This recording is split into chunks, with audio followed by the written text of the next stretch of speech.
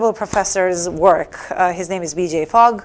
He teaches at Stanford University, amazing guy. He teaches what's called the tiny habits method, and that's what we're going to go through today. So, what are habits? Habits are like little seeds, right? Like you plant them in a soil, and whether or not they grow depends on whether or not you water them, whether or not whether or not the sun is good, whether or not the wind is right? So and I will use this analogy over and over in the next couple of minutes. So reach out to me by email. So I will definitely coach you one-on-one next week to get you 67 maybe new habits. Perfect. So which new habits would you like to have in Q4? Tell me.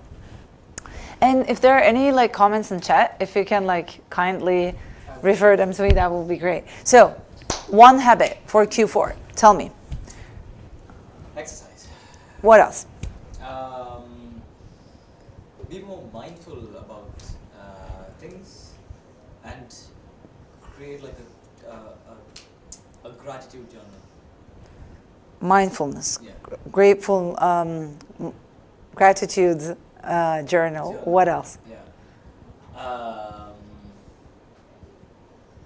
Stop stressing about work so much. Okay, amazing. 4. You can always think about these areas, right? Yeah. Maybe from financial. No. Okay. So these are the 4 that we're going to work on. Amazing. Let's go. So BJ Fogg always says this is a design failure that we've had the past 30 years. All of the self-help books, unfortunately, talk about it's all up to you. You can make it if you want to. But unfortunately, it's a design mistake. It's not about the motivation. It's all about how you set this up. So you need to feel good about the habit you want to start, and I'll tell you how. So today, what we'll do, I'm not sure if you like math, will look like this, okay? This is the recipe, and it's super easy. It has 3 parts. So, let's start. It's the same all over, so I'm picking this one. After my existing habit, I will perform the simplest version of my new habit and then celebrate. So this has 3 parts, right? So we will be writing this at the end of this. Why this recipe? By the end of next Friday, you will see that those new 4 habits that we just mentioned are going to be 70% of them are going to be automized. Amazing. So, again, math, maybe with some physics combined. So let's have a look at this. So what does this say? So this is basically in 2 minutes. I will explain everything that there is about for the BJ Fogg's model that I talked to you about. Very easy. On this line, you see ability, and on this line, you see motivation. So, in order to have any sort of behavior, any sort of habit, you need to have 3 things. Either motivation, some sort of ability, and some sort of trigger in place. So, if I trigger you here, you have not really ability, and you don't really have the motivation, so it's not happening. But if I trigger you here, where your ability is high, and your motivation is super high, it happens. So let's start with one of those habits that you wanted to start, exercise. So what type of exercise do you want to do? Stretching. Stretching, small, very good. Okay, excellent. So how hard would stretching be in terms of ability? Easy to do. Yeah, right, super easy to do. How much motivation do you have for stretching? 0. 0, right, but if it's some, right? There is motivation because I've got a bad Okay. back, so I need to do it every day. Sometimes it's a trigger problem. Yeah. But I will come to that. Something has to prompt you, and each time, and then you will do the stretching, right? So let's start with an example to show this model. What shoe size are you? 8.5. 8.5? Yeah. Great. I have 9 size shoes. Can you start running a marathon just now? No. Okay. How hard was that in terms of ability? Very hard to do. Here, right? Okay, let's say it was here. And then how high was your motivation? Yeah, right, here. So I triggered you here, it didn't happen. I have other news for you. So this backpack, it looks huge, right? This is because it has $2 million in it. Would you run now? Yeah, but you don't want me to go all the way to the finish line, right? No, you can just, all right, everybody has a price. Okay, so 2 million was right. So what happened? Like ability in terms of like running the marathon, still here. Yeah. But how high was your motivation? A lot. So you started. Okay, perfect.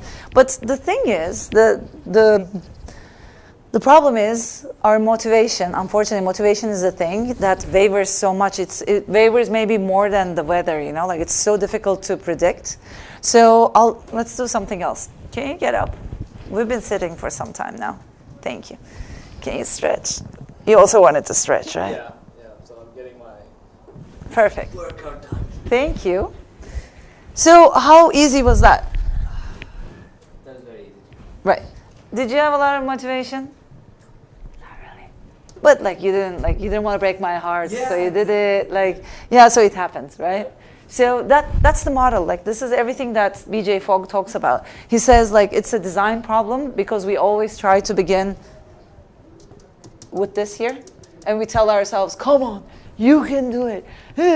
So one Monday when our motivation is super high, or like the 1st January, or like the 2nd of January, where motivation is super high, we can do it. But on the 3rd day, we're like, ugh, fuck, you know, like. I'm sorry, did we have to censor that? So like the motivation goes down, then we're like, oh, this is hard, I'm not going to do this. So we stop doing it. Basically, this is all the model. It says, like if you're going to start a habit, start it very small. That's all it's saying. So the secret formula I told you about, it has 3 parts, right? The first part is all about what we just covered, and I will deep dive into it to operate on the 4 new habits that you want to start. And then we're going to look at the triggers, like what can we like use as triggers to grow these like habits in our lives. And then we are going to look at celebration. All right, let's do this. So when you're setting goals, like when you're setting new habits, so yours were super to the point, right? Like you were like, okay, I'm going to start exercising and I will start by stretching. Super clear. I'm going to, like you didn't say I want to become more peaceful. You said I will start a gratitude journal. Super straightforward, amazing. But like, whereas like some people start here. For example, usually I'm like, I need some calm in my life. And I don't know how to dissect that, right? If you are at that point, for example, you talk a little bit about mindfulness. So what does that mean to become a more mindful man? Like what does that mean for you? Can you break that down in smaller habits?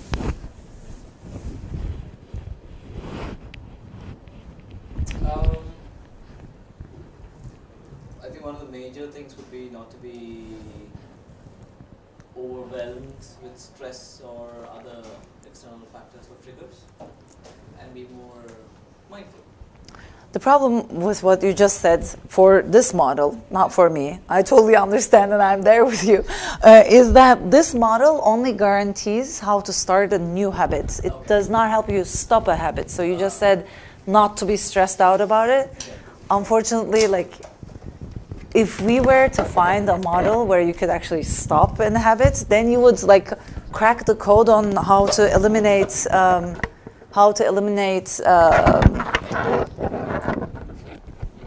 bad habits, also like gambling, smoking, or like doing, I don't know, weed, whereas like that's not considered a bad habit in some places of the world. But like, are we on the record? I hope we're not.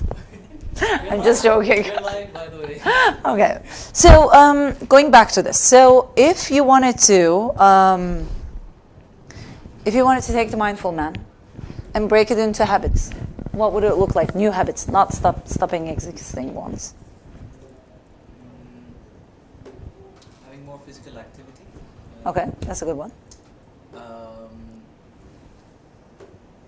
Listening intently when my parents and girlfriend are speaking to me.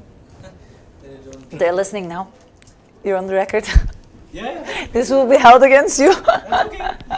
You're not going to see this later on. Never be sure. All right. Okay. What else? Someone said on the live, to be mindful, start first by focusing on your breath. Yeah.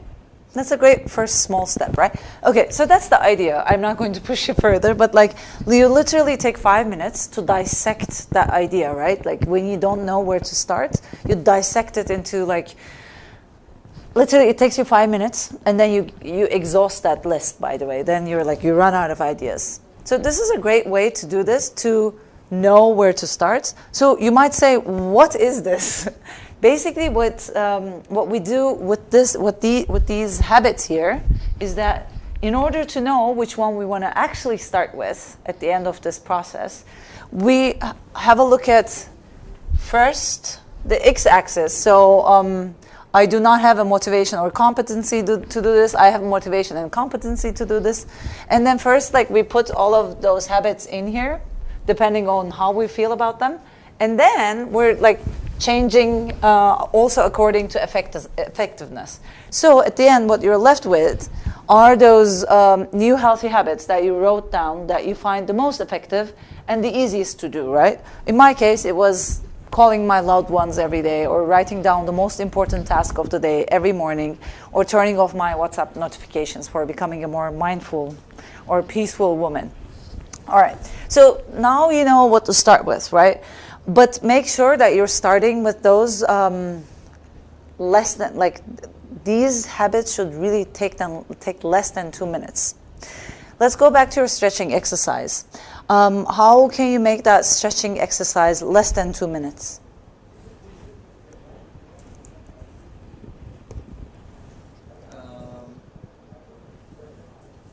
Just do one. Exactly. That's it. There are some examples here. Literally. Because it's all about the seed, right? Yeah. You have to make it bite-sized. You have to make it very small, or else the soil might not hold it. So in that case, it will be starting maybe with one, and that's it. And maybe in the case of the exercise one, this was the exercise one. We talked about mindful. Okay, gratitude journal. What can we start with there, for example?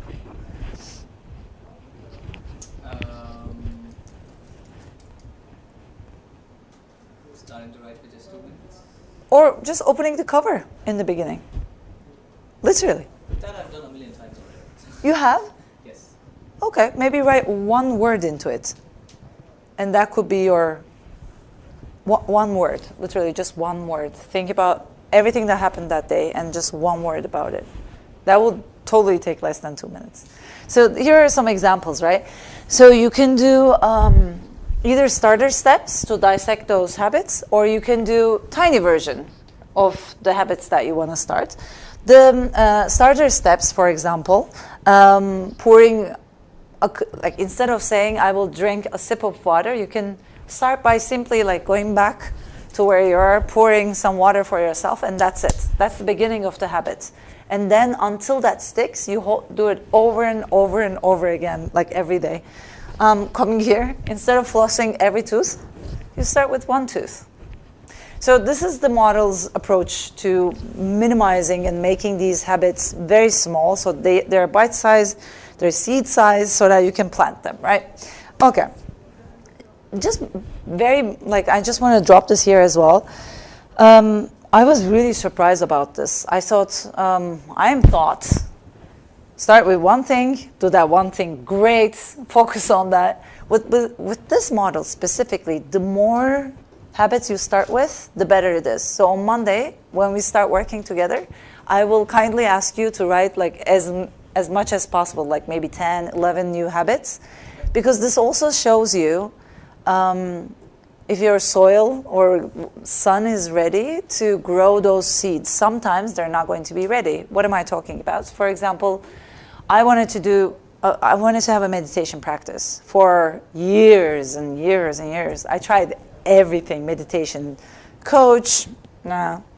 I tried meditating in the morning, I tried meditating in the evening, nothing worked.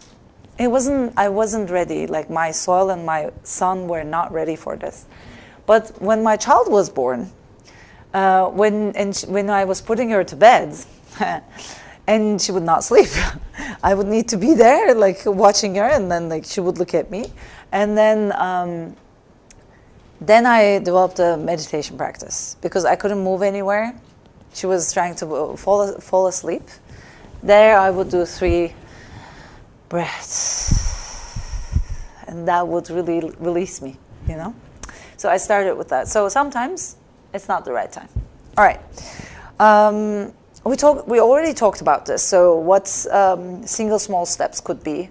So let's jump on to the second one, the trigger one. Because, for example, in the beginning you gave me that example of the stretching, right? It's already very small. Let me ask you. Triggers, the best triggers are existing habits that you have. If you stack your new habits after an existing habit, boom, it will be automized on the spot. Okay? So let me ask you, what are your daily habits? Let's start with a couple of examples. So in the morning, in noon, and in the evening, what kind of like habits do you have? What do you guys have? Playing video games. Playing video games. Amazing. When does that happen? Is that in the morning? Happens in the evening. Is that in the morning before you come to National Labs? Sometimes.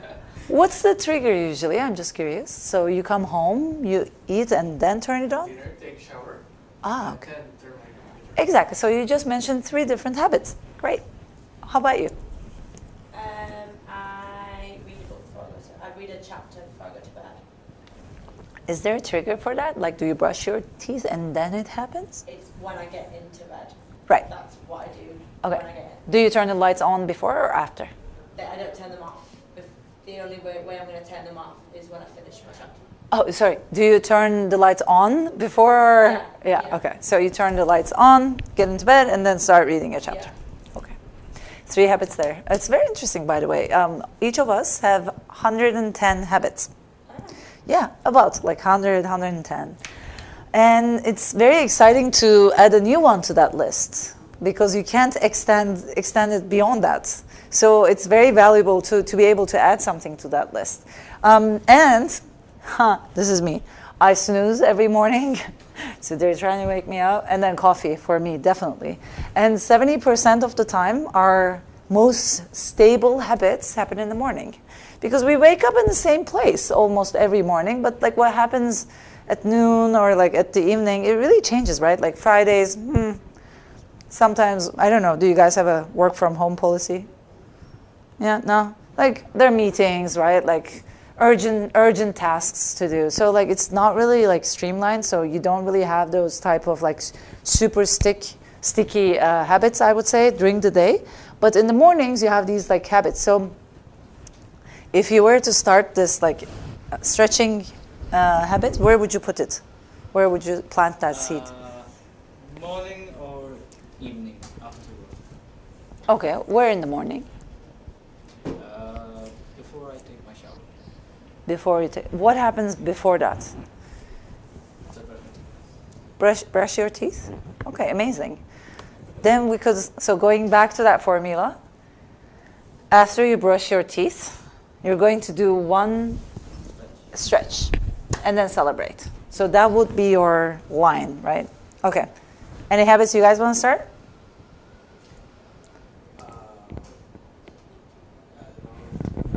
Restart maybe. Yeah. What is it?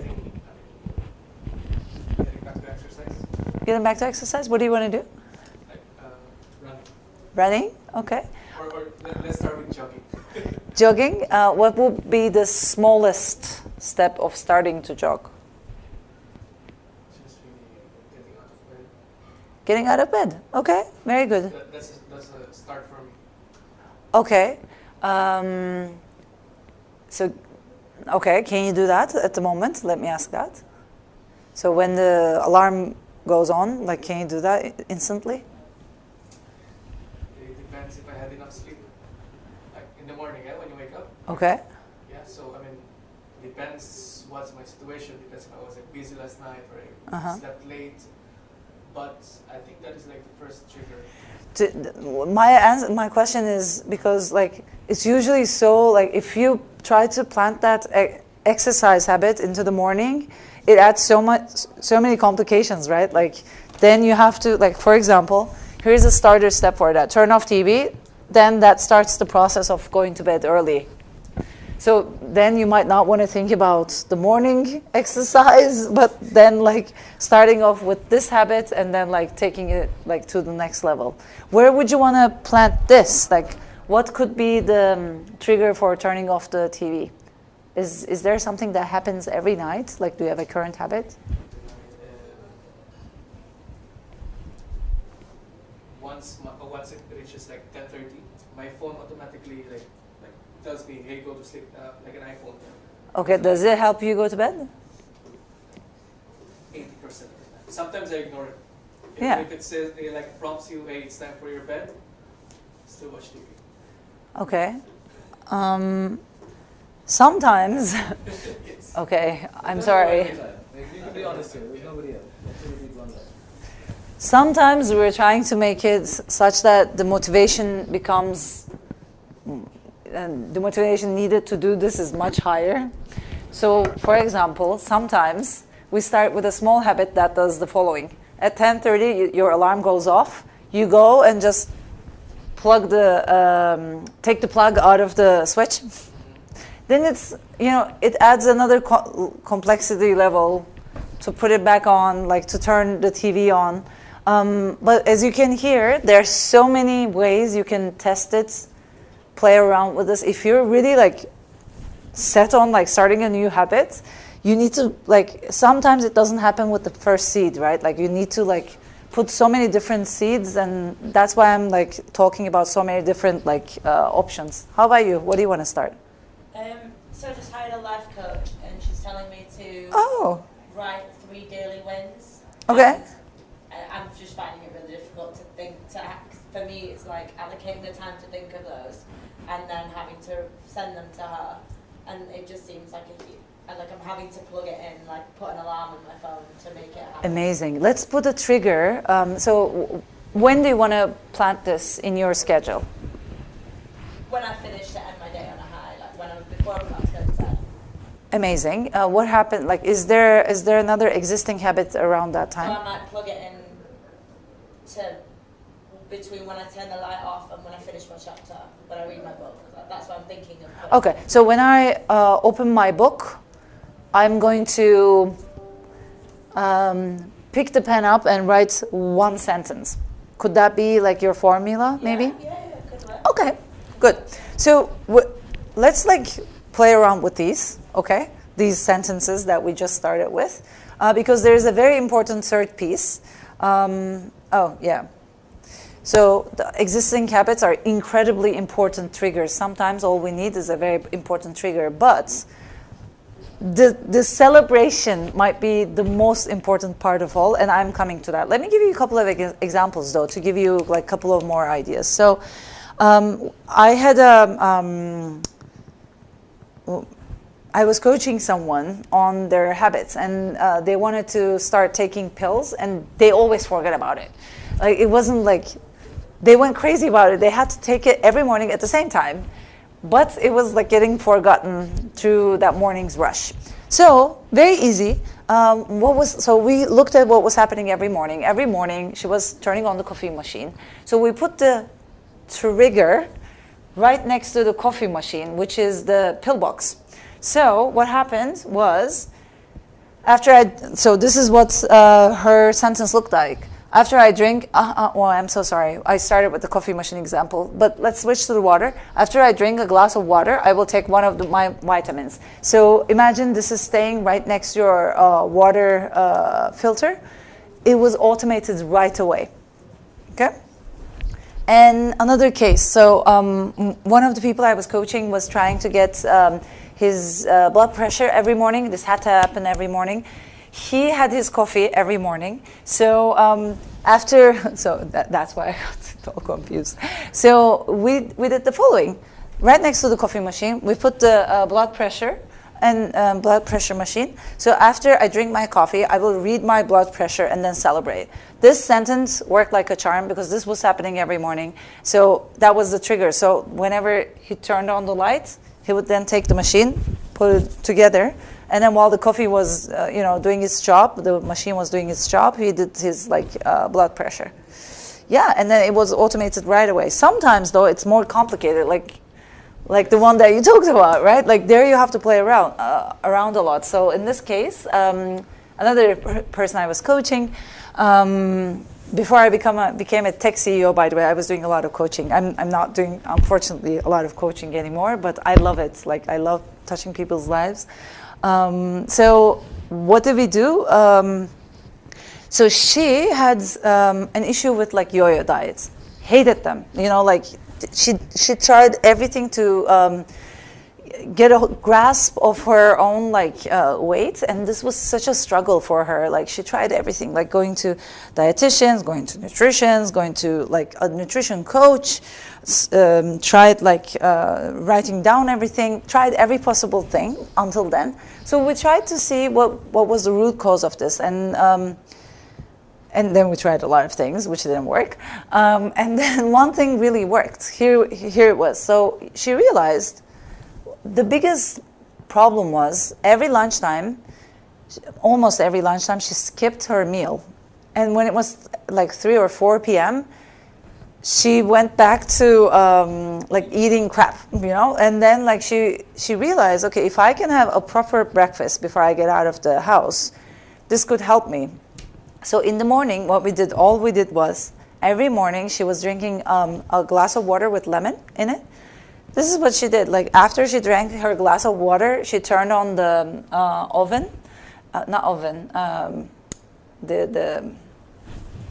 the stove. Thank you, the stove, and then she puts water to boil an egg, and she didn't boil an egg. First, she made sure that habit stuck, and then she built it upon that. I know it sounds like crazy or pathetic at this point, but then very interestingly, let me tell you. We have in our brain what's called a DTS system. So it tells you who you are. Okay, most people when they do LSD, for example, that DTS comes out. That's why people with LSD feel like, oh, I am one with the world. So DTS tells you who you are, right?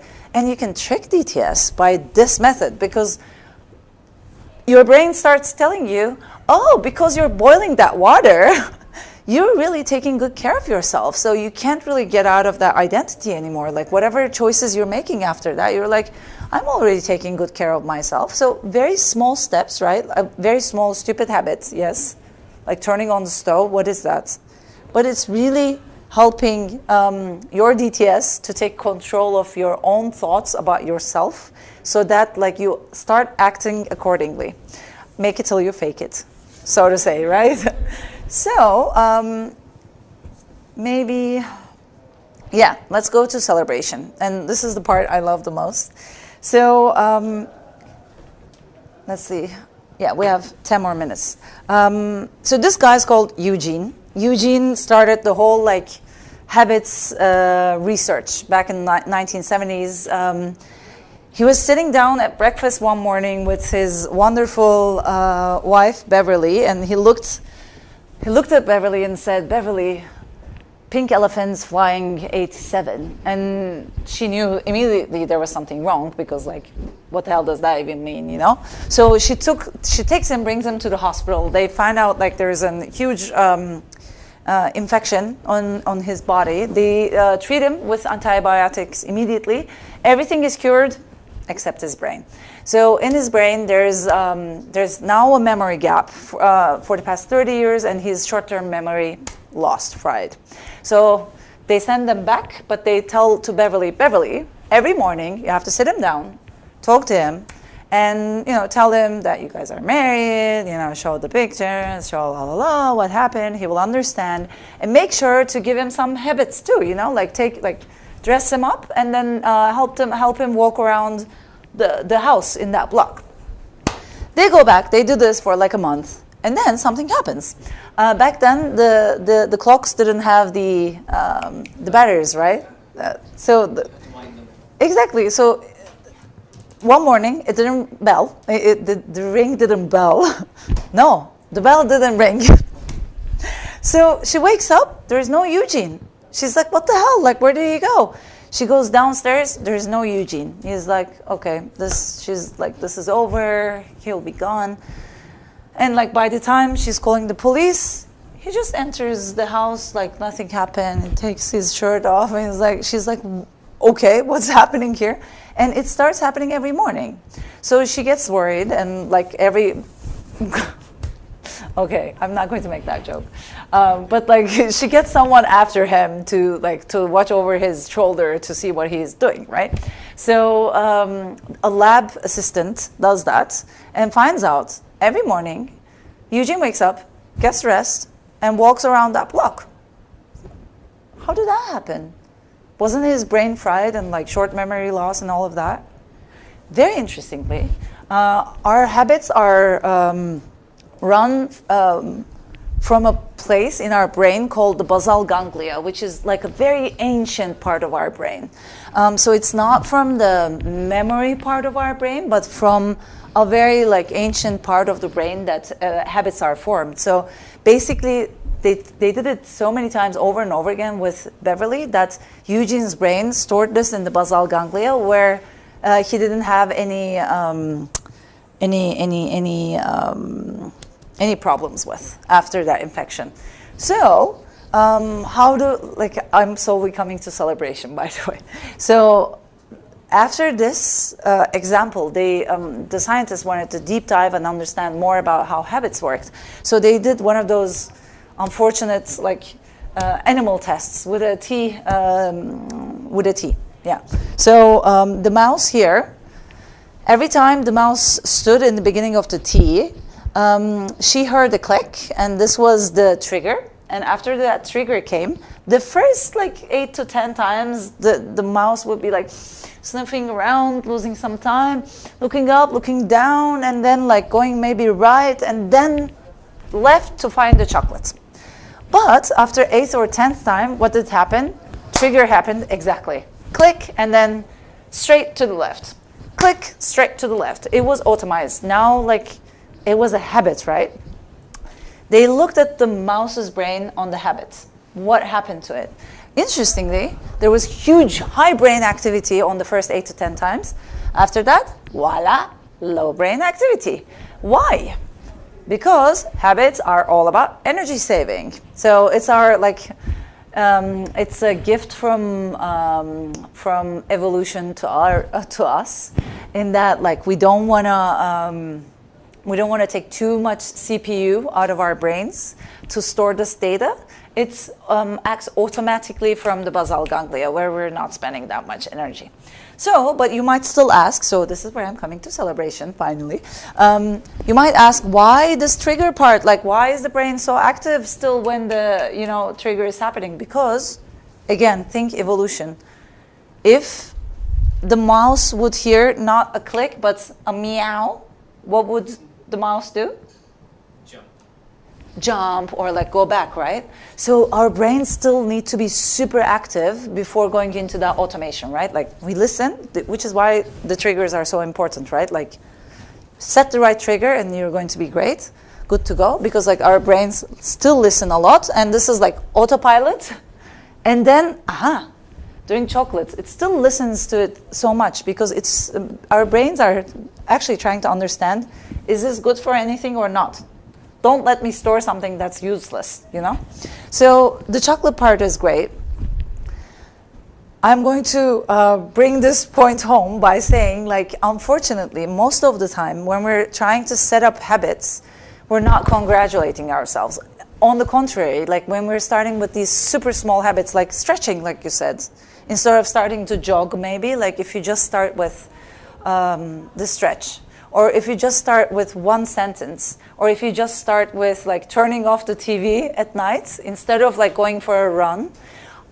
Because we live in a comparison culture because of Instagram, LinkedIn, we're all Ashley just started, she just finished the Ironman, and you're here trying to turn off the TV. What's wrong with you? But unfortunately, our brains don't work like that.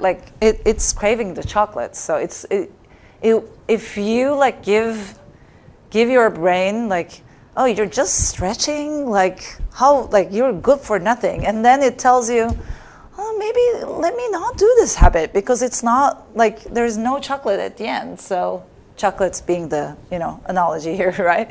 So let me not do it because it's not worth it. I have a question here. Tell me. So if we go back to the other slide. Yeah. Yeah, okay, this works. The low brain activity then. Yeah. Right? So in my experience, when I would initially start to do stretching or exercise or something for, let's say, 30 minutes, the first 10 minutes I can do them, and then the low brain activity kicks in. Okay. Interesting. Okay. And then I'm like, okay, fine, whatever. I just laze around and lie around, and then I do like a little bit again at the end, and I'm done. Okay. Right. So I'm, after seeing all this thing, I can see that, okay, it's more or less like an energy saving kind of a mode. It's going down. And instead of me being excited about doing these stretches, let's say I have to do 1, 2, 3, 4 on my back, and I'm not able to do them in that. I do 1, 2, I'm bored with 4, 3, 4, and then I dive to just do 5. So I spent the half an hour there, but it's not been effective. How would I reverse that? How would I get the first high brain activity? This model says you're probably trying too much. Just try to get the first 2 maybe as a habit. Don't go to the 3rd, 4th, or the 5th one. It says get a full week of 1, 2 every day at the same time where we're planting that seed, and then gradually add the 3rd maybe the next week. But and then you will see, because like the more you repeat, the easier it will become. And easier you will fall into that like low energy mode. Yeah. So when that happens, you will sense that you can do, like you will be, because you're now able to do harder things, you will be more motivated to do it. And then you will be attempting to do a harder thing. So this model says start with the first 2, don't push yourself, and then go to the 3rd after that. So I'll come back to the chocolates, finally. Celebration. So whenever you're doing this, like whatever small step you're doing, celebrate at the end of it. And celebration can change. For me, it's just like small like this. Good job. You did well. I like this. Yes. Or like in the American culture, like I've had a couple of people from the US, they're like, yes! Sorry, any Americans, I love you all. But like, I studied there, so it's this. I love the culture, but yeah, it's very like big, and it totally depends on you as a person how you want to celebrate, and then it would look like some of the recipes look like this, and you can see more of them here. After I brush my teeth, I will floss 1 tooth and then celebrate. So important. No chocolate, no habits, okay? You have to tell yourself something like, great job, you're doing great. After I open the fridge, I will touch the healthiest thing I could eat in that moment. Only touch. You're not eating.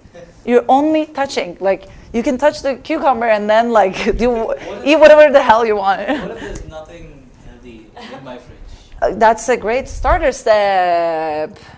Hold on, where are our starter steps? Hold on. There you go. This would be an example of a starter step that you just said. Like you would go to the supermarket, just get all of the healthy stuff. That's a great like starter step here.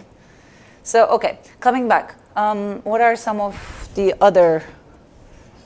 Yeah, we just ran out of time. All right. For example, like this is very gooey, but after I hear a plane pass overhead, I will be in the moment and feel happy to stand on planet Earth. Celebrate.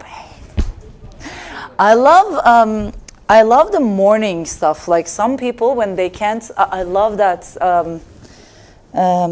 tiny recipe. So there are some people who are doing this. Like when the alarm goes off, after the alarm goes off, I will only put my feet on the ground and call myself, this is going to be a great day. It's such a great habit to start with, by the way. Like, perfect way to start your morning, really. Okay, after I hung up on a phone call, I will stretch my legs. After I set up the coffee machine at night, I will put a piece of fruit next to it. Celebrate. Again, why is this so crucial? We only have 100 to 110 habits in life. And if you put a new one into it, great, right? Like when you're 80, looking back to it, like I've done all of these amazing habits. Very good. All right. Yeah, looking forward to coaching everyone. Whoever wants to be in touch. Yay. okay, I'll be very, very happy to take you through it. Excellent. Thank you so much. Oop. Alice, did you ever read the book, The Power of Habit? Of course. That's where I remembered the story of you two, and I was telling him I knew that was that's the book I'm reading at the moment. Charles Duhigg, I love it. Is that Atomic Habits? No, it's The Power of Habit. It's really similar analogy, and it's really good.